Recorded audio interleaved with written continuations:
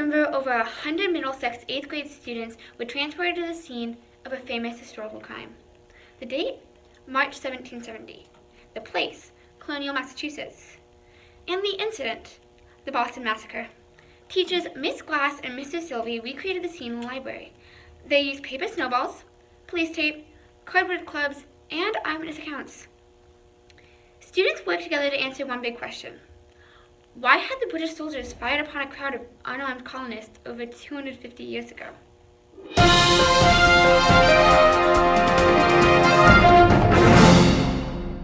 So, do you guys have any theories? Yes, It was an accident. We noticed that there's a lot of blood splatter on the ground Yeah, he thinks that it's a murder. and bloody handprints. I think it was a murder. I think it was a fist fight, maybe. The muskets are bloody. Do you trust his account? Yes. Yeah. Do you trust him? No, not at all. Why not? Because I'm an American. And what's he? He's a British loyalist. Ladies and gentlemen, this is the Boston Massacre.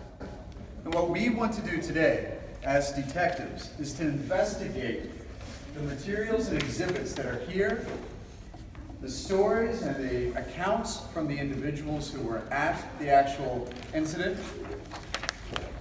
and then decide whether or not the soldiers who had fired those guns, whether they should be tried for murder or if this was a case of self-defense. It wasn't my idea. This is actually Miss Glass's idea.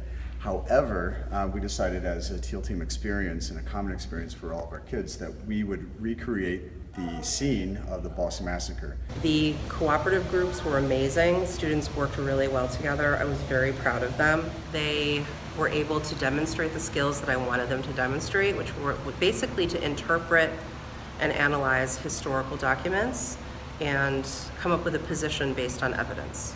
Well, I said it was self-defense murder, so it wasn't necessary, but I figured that they did it in self-defense, but they didn't have to kill them.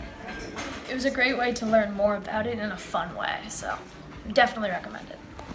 Thank you, Miss Glass and Mr. Sylvie, for putting the teal team students on the case.